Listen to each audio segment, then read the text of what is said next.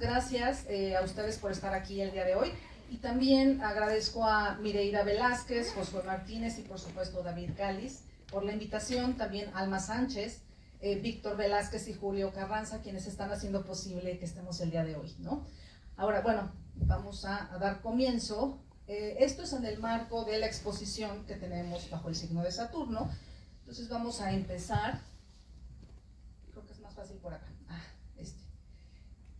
El día de hoy vamos a charlar sobre estas prácticas adivinatorias aquí en México. ¿Qué es lo que entendemos por ellas? Bueno, estas prácticas o estos conocimientos y saberes que normalmente son estigmatizados, son señalados porque no se ciñen a esta razón científica, ¿no? Normalmente decimos, bueno, ¿vas a leer el tarot? Pues ¿cómo, no? Y a ver, levante la mano, ¿quién se ha ido a leer el tarot? Las conchas, los caracoles.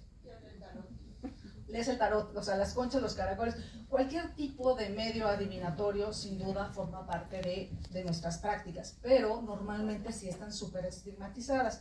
Ahora, esto también es pues como algo que sucede cotidianamente, ¿no?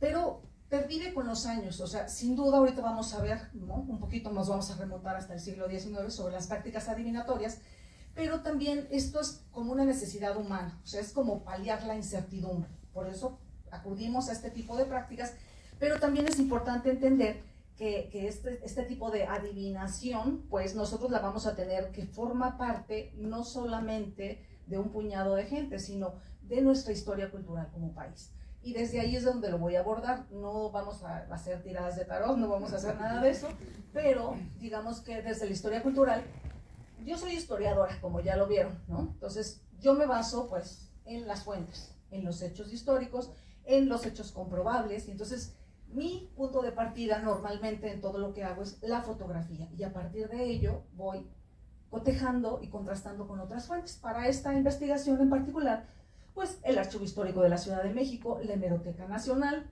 y los archivos parroquiales. Ahorita van a ver por qué, ¿no? Es un contraste de fuentes. Y a partir de ellos, todo lo que ustedes van a estar escuchando esta tarde está basado o está soportado en estas fuentes. Ahora, para que tengamos un poquito más pues para que vayamos en la misma línea, ¿no? Sobre la clarividencia. Bueno, estas artes adivinatorias, pues, de predecir el futuro. Sobre la cartomancia, pues todos sabemos que es la adivinación por medio de los naipes, sea baraja española, francesa, inglesa, tarot de Normand, tarot de Rider-Waite, o sea, el que ustedes gusten.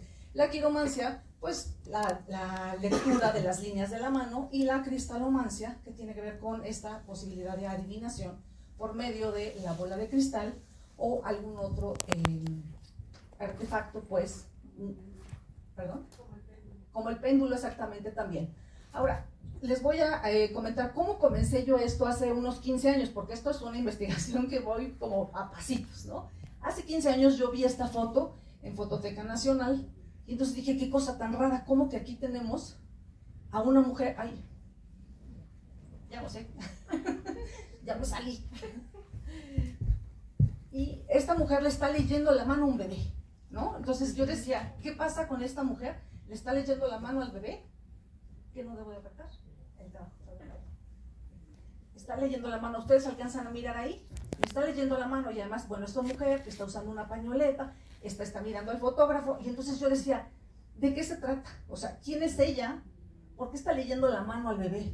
Y decía, Zulema Moraima Gelo. Entonces el nombre se me hizo de la cosa más exótica, ¿no? Zulema Moraima Gelo. Entonces de ahí el nombre se me quedó muy grabado y dije, bueno, de ahora en adelante, en todos los ratos libres que tenga, voy a dedicar a investigar un poco de quién es ella, por qué lee la mano al bebé, de qué se trata. Entonces lo primero que encontré por ahí en internet buscando fue este artículo de José Emilio Pacheco en 2001 sobre Ramón López Velarde, sobre la muerte de Ramón López Velarde, y en ese artículo dice, tan eterna como la conesa María Conesa la vedette, Zulema Moraima Gelo, nuestra máxima vidente y cartomántica, predijo para 1920 la muerte de un gran personaje político. López Velarde se estremeció. Zulema acababa de decirle que moriría joven y asfixiado. O sea, ahí había tres cosas que me llamaron muchísimo la atención. O sea, nuestra máxima vidente. ¿Y cómo es que yo, como mexicana, no la conocía? Entonces debía ser de una generación pasada que identificaba a la máxima vidente, a Zulema Moraima. Luego, predijo la muerte de un gran personaje político. ¿De quién habrá sido el personaje político? Y la tercera, le acababa de predecir, ¿no?, la muerte a Ramón López Velarde, el autor de La Suave Patria. Entonces, esas tres cosas como que rondaban por ahí en mi mente. Voy a volver a ellas un poquito más adelante. Me fui al Archivo General de la Nación a ver qué había sobre Zulema Mora y Majelo. Pues no encontré nada. Pero en el Archivo Histórico de la Ciudad de México me encontré con esto, ¿no? Aquí está Zulema Mora y Majelo del ayuntamiento, y entonces es cuando ella solicita su licencia. Aquí está diciendo permiso para trabajar de palmista y clarividente, firmado Zulema Mora y Majelo, ¿no? Domicilio en Moctezuma, en Los Altos. Entonces, esto es de 1919. Entonces, ¿qué nos está diciendo ahí? Que bueno, estas mujeres están solicitando una licencia.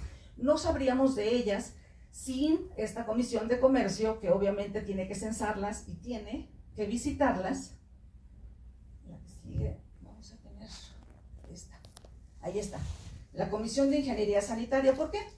Porque como todo comercio tenía que ser visitado por esta Comisión de Ingeniería para verificar las buenas condiciones de cada local comercial. Es decir, las licencias para estas mujeres que están ejerciendo como lectoras de cartas o lectoras de la palma de la mano, están entre la manteca, el tocino, el fierro viejo, o sea, entre todo eso hay que buscar para encontrarlas. Ahora, es importante decir que, sí, Ingeniería Sanitaria dice, sí, claro, yo te fui a ver y no tengo problema. Pero entonces viene que niegan la licencia a ella, no solamente a ella en 1919, sino a 9 personas más, hombres y mujeres, que están ejerciendo como cartomancianas. Esta es una palabra que no existe, cartomancianas. Esta es la primera vez en 1919 que yo lo encuentro en un documento oficial. No existe en el español porque es cartomántico, pero es una derivación del francés de cartomancien, del inglés cartomancian, y entonces en México les decimos cartomancianas y cartomancianos. Este término se usó en la prensa durante la primera mitad del siglo XX, sobre todo para decir no solamente a los lectores de cartas, sino a los lectores de la palma de la mano, hasta inclusive también lo he encontrado con espiritistas, que eso es otra cosa muy distinta, pero también como que todos los meten en el mismo costal, es como lo que no entendemos, por ahí va. Y le negaron la licencia a esta mujer, y ¿por qué? En 1919 dice la Comisión de Comercio. Pues fíjense que yo le digo a la Comisión de Justicia que les nieguen la licencia a todas las cartomancianas y cartomancianos, se retiren las que ya se dieron y además se les persiga por oficio.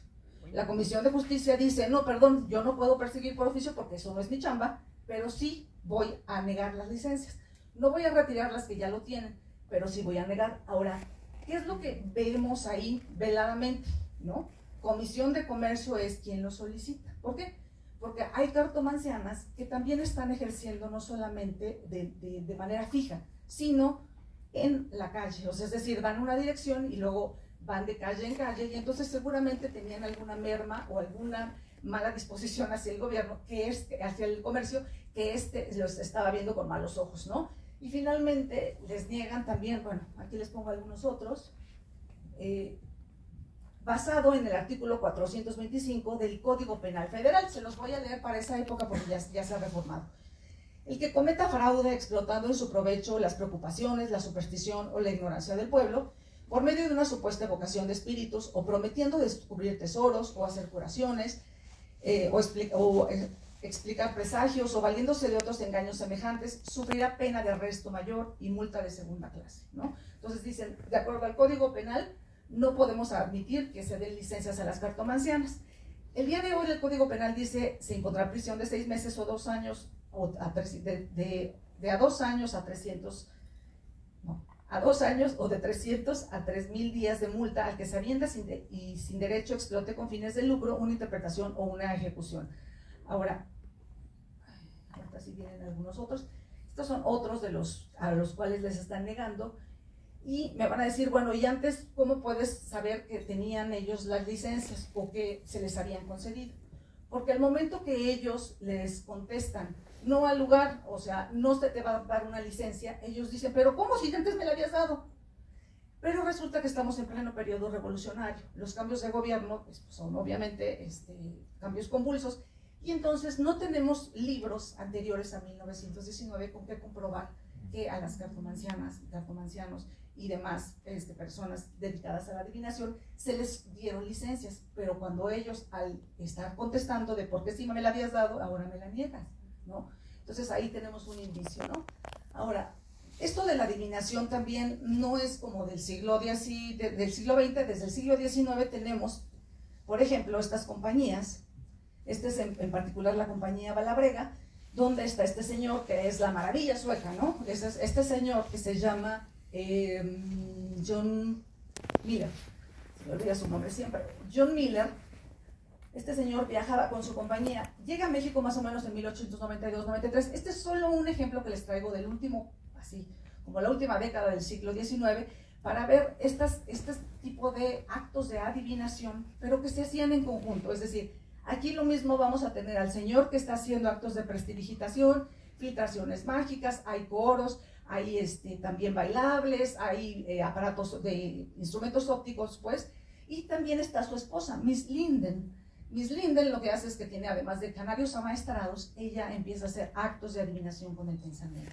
Entonces estamos viendo durante todo el siglo XIX, esta es una de las que existen, de las compañías, que van de manera trashumante recorriendo las plazas comerciales. Es decir, lo mismo están en la Ciudad de México, que luego se van a Guanajuato, luego a Guadalajara, luego se van a Sudamérica y demás. Entonces, estos actos, lo que sí quiero que vean es que se hacían en conjunto, es decir, la adivinación, también los juegos de naipes, se hacían como parte de diversiones públicas, y también por eso, por supuesto que pagaban sus impuestos correspondientes por presentarse en el Teatro Nacional o en el Teatro Arbeu, por ejemplo, ¿no? Ahora, ¿qué tenemos aquí? La Voz de México en 1907. Aquí tenemos verdaderamente escandaloso. Esta es la primera noticia que he podido rastrear donde habla de las cartomancianas y cartomancianos, y donde dice que es verdaderamente escandaloso que tengamos cartomancianas y cartomancianos ejerciendo en la ciudad, no solamente por el Código Penal. ¿Por qué?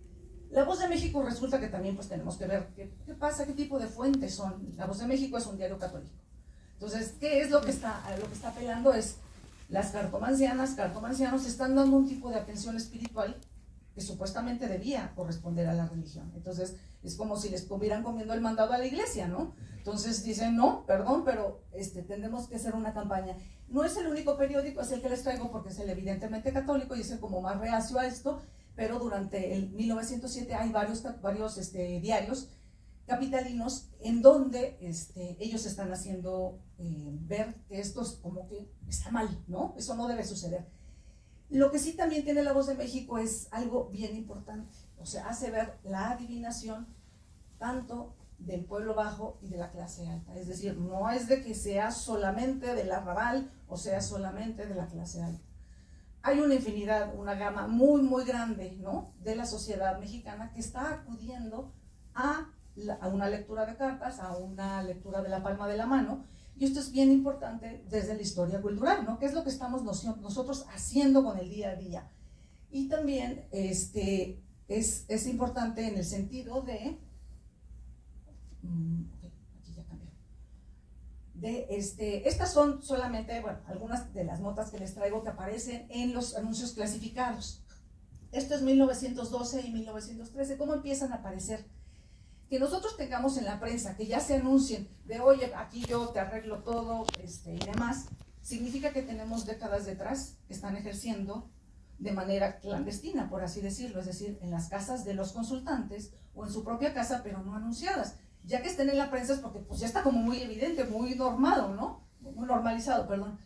Entonces, estas cartomancianas aquí son distintas. Les traigo otras de 1915, 1916, Carmen la Gitana.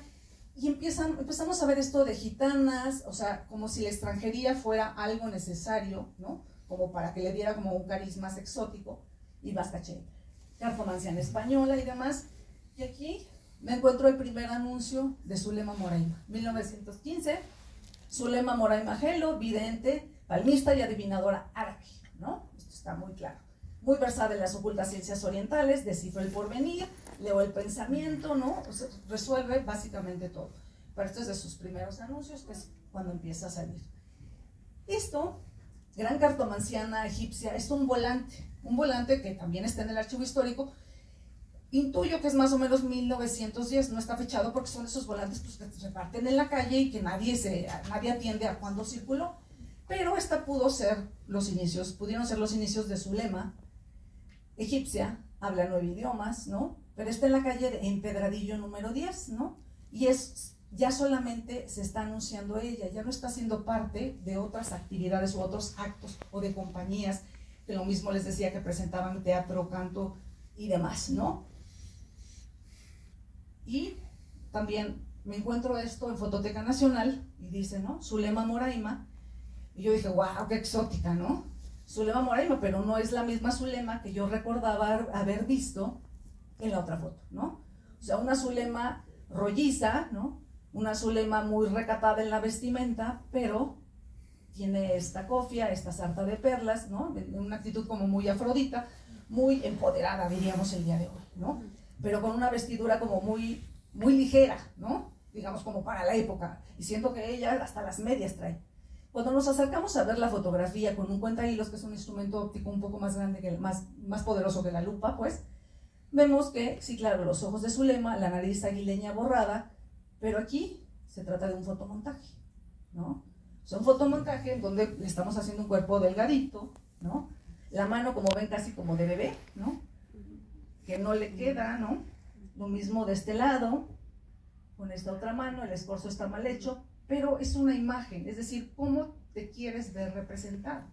Y eso la fotografía es muy poderosa, la fotografía miente, no solamente miente a partir de la inteligencia artificial, está mintiendo desde el momento que nosotros seleccionamos un ángulo desde el cual estamos fotografiando. Si, por ejemplo, yo dijera, me voy a parar de la parte de atrás y voy a tomar todo el auditorio, diría, Mayra tuvo lleno total. Pero si yo tomo esta fila, dirían, no llenó, pero ni un cuarto. Entonces siempre tiene que ver el punto de vista también del fotógrafo. Ahora, Zulema.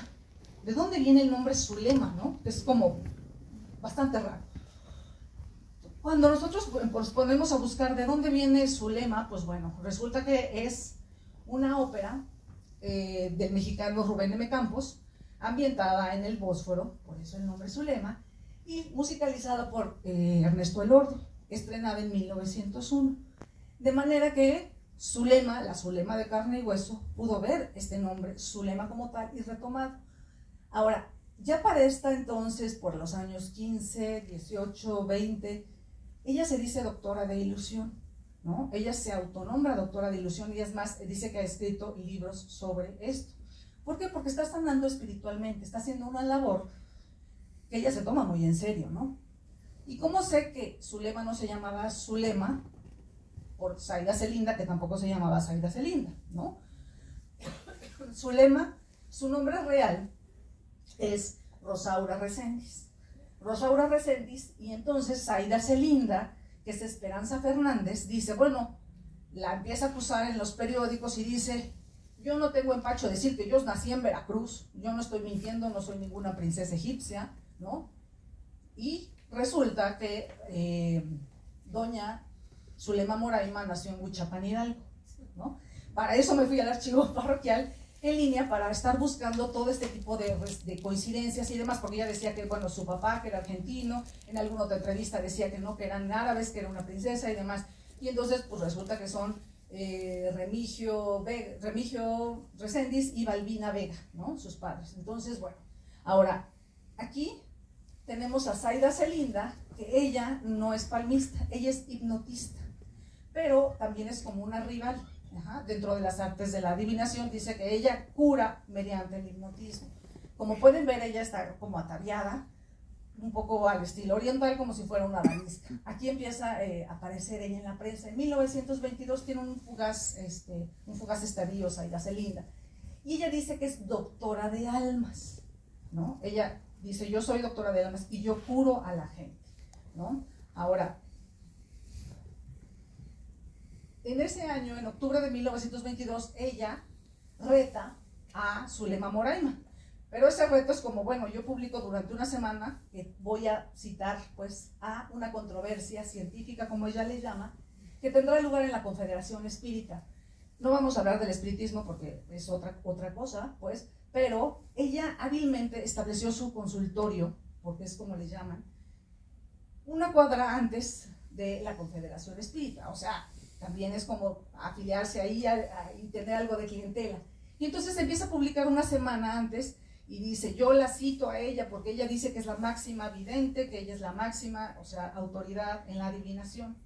Y entonces, obvio, pues no sabemos si Zulema realmente dio el mensaje o no, o se dio por aludida o no. El caso es que ella no se presenta, y entonces tenemos a Zaida Celinda, que dice que es la doctora de almas que va a triunfar. Obviamente todas estas entrevistas y demás pues están pagadas, ¿no?, por ellas mismas para, ¿cómo se llama?, para pues, aumentar la clientela. Esto es marzo de 1923. Curiosamente, después de que sucede esto, ella es aprendida, ¿no?, bajo fraude. Y entonces ella empieza, después de que sale bajo caución, pagando por supuesto un dinero. Y entonces ella dice, ¿saben qué? Que yo estuve en la cárcel presa por mi contrincante, porque todo fue un plan urdido por Zulema Moraima para que me metieran a la cárcel, ¿no? Lo cierto es que 6 meses después no sabemos de ella, no aparece ya más en la prensa, ¿no? Es una aparición fugaz. Ahora, volvemos con Zulema. Esto es 1924, la genial clarividente Zulema Moraima, ¿no? Esto es cómo se presenta, el paliacate, las sartas de perlas, ¿no? Y la predicción. Ahí ya empiezo a encontrar en la prensa que ella dice, bueno, aparte de que dice que predijo la influencia española, que predijo la Primera Guerra Mundial, y entonces también la muerte de un político, que ella dijo, pues va a morir un político de alto rango. ¿Y quién fallece en 1920? ¿A quién matan en 1920? Carranza. Entonces, a ella obviamente dice que ella predijo la muerte de Carranza. Ahora, después de la desaparición o que deja de figurar Zaida Celinda, ella se toma este mote, doctora de almas. Pues empieza a figurar en los años 40 como la doctora de almas. Además, bueno, viajó a España, viajó a La Habana, ¿no? Y también tiene por Guadalajara y Monterrey, tiene también, pues bueno, va de gira, digamos, así como gira artística hoy, ella va de gira cartomántica por esos lugares. Aquí está. Bueno, volvemos a las fotos. Empecé también a ubicar más fotografías dentro del Fondo Casasola, en Fototeca Nacional, que correspondían a esta lectura de cartas. Me parece que solo hay una sobre el tarot como tal, es decir, estamos en los años 20 más o menos, y normalmente es baraja española, lo que ellas están leyendo, ¿no? Entonces aquí tenemos al consultante, acá tenemos a otra, no están identificadas, en realidad sabemos muy poco de ellas, ¿no? Inclusive aquí tenemos a esta mujer que está como casi asustada, ¿no?, de que le están leyendo la mano. Lectoras de cartas, lectoras de palmas de la mano, y también aquí tenemos a Zulema Moraima. Y entonces cuando vi esta foto dije, no, aquí hay algo raro, ¿no? O sea, más posado que esto no puede suceder, ¿no? Es decir, nadie puede leer la palma de la mano de otro, ¿no? Como Dalisca, con los almohadones detrás, ¿no? Con esta postura. Pero lo que sí, pues me dio para buscar información, ¿no? Esto es este tipo de cofia que utiliza Zulema Moraima, que como vieron en la postal primera, donde está el fotomontaje, ¿no? Esta sarta de perlas, pero como pueden ver, pues es muy recatada en su vestida, ¿no? Es su vestidito, muy tapada con su chal, sus zapatitos y demás. Y entonces este personaje, les voy a decir por qué, me dio para buscar. Resulta que yo pensaba antes de esta fotografía que a lo mejor la agencia Casasola en los años 20 había tenido interés en las artes adivinatorias, como para algún tipo de artículo o algún desarrollo por ahí, pero en realidad no es así. Todo forma parte de un contrato con el gobierno del Distrito Federal. Hacia los años 20, más o menos entre 20 y el 35, Nacho Gutiérrez Rubalcaba encontró que hubo un contrato que hizo Agustín Víctor Casasola con el gobierno del DF para hacer la fotografía de los comercios. Y claro, los comercios pues estaban, ¿no?, dentro de la gente que tenían que censar por ingeniería sanitaria. Entonces, comercios al interior, comercios al exterior, cómo eran las condiciones sanitarias y además de los separos, de manera que este señor no es un consultante, es un reportero, porque lo encontré en la serie más adelante, ¿no? Y es de los que va, tiene su libretita en alguna otra, porque están tomando notas, porque pues también les da curiosidad y les da interés, pero hasta ahorita yo no las he encontrado en algún tipo de, pues de reportaje o algo más allá. Lo que sí es importante es que estas fotografías nos dan el contexto de los interiores de estas mujeres que ejercen la adivinación, ¿no? Y aquí tenemos a Zaida Celinda nuevamente, ¿no? Pero Zaida Celinda con el Cristo, ¿no? Por este otro lado, me parece que ella puede ser una cubana, con un ambiente un poco más exótico, pero en realidad como no la tenemos identificada, no les podré yo decir. Pero es como cada una quiere ser vista por su clientela. En los consultorios a veces hay descripciones en entrevistas que les hacen de las entrevistas pagadas, de bueno, Zulema Moraima tenía un Buda, ¿no? Que la cuidaba, y ellas como quieren ser representadas, muchas tenían un montón de sillas porque dejaban a la gente horas esperando, tenían largas filas, ¿no? Para atender, pues, y tenían salas de espera, pues. Y tenemos aquí también, si ustedes les han leído el tarot, sabrán que las mesas de lectura de cartas siempre se curan, ¿no? Aquí por acá, nuestra amiga, y entonces, ¿qué es lo que están eligiendo ellas? Diferentes manteles, acá tenemos uno con relindo y demás, es cómo quiero que me vean, cómo quiero que mi clientela se sienta, ¿no? Entonces, hay un montón de información en todo esto que nos da la fotografía. Y regresamos a López Velarde, ¿no? Regresamos a esto de López Velarde, y esto se los voy a leer porque es una cita un poquito larga. Es un texto de Jesús B. González, es amigo de López Velarde, y él lo publica en Revista de Revistas en 1936. López Velarde muere en 1921. Entonces él dice de manera poética: de pronto se abrieron las flexibles puertas emplomadas del bar y apareció una gitana estival, pero aún bella, atrayendo las miradas de toda la parroquia. Parecía un cuadro de Anglada Camarasa, que es un pintor catalán. Caminaba y sonaban las medallas, collares y pulseras, en tanto que la falda amplísima y policromada al girar daba la impresión de que en los solanes iba prendido también un eco de Waldteufel o Strauss. Ambos son compositores de vals. Le dijo la gitana: tu suerte, tu pasado, tu porvenir. Nadie le hacía caso. Al fin, Ramón extendió su larga y bella mano. Y ella le dijo: amas mucho, mucho a las mujeres, pero les temes. Tienes miedo también de ser padre. Esta línea me dice que morirás de asfixia. Ramón palideció levemente. Entonces, aquella escena fue el presagio en este bar de la muerte del laureado poeta mexicano Ramón López Velarde, cuya causa de defunción, sin duda, en el acta en junio de 1921, dice que fue de asfixia. Ahora, aquí su amigo habla de la escena en un bar, antes de la cita que yo les leí, comenta: fuimos a un bar, no queríamos salir, bueno, él no quería salir, finalmente salen y demás. Habla de la lectura de una mano, pero no en una casa establecida, por lo cual es difícil que Zulema Moraima sea la que le haya predicho la muerte, sino alguna otra de las mujeres que ejercían la adivinación en las tabernas, en los bares, de manera trashumante. Entonces, sí tenemos que analizar, pues bueno, desde mi perspectiva, desde la historia, pues, las fuentes para poder hacer precisiones. Ahora, también, Nelly Muley. ¿Cómo supe también de Nelly Muley?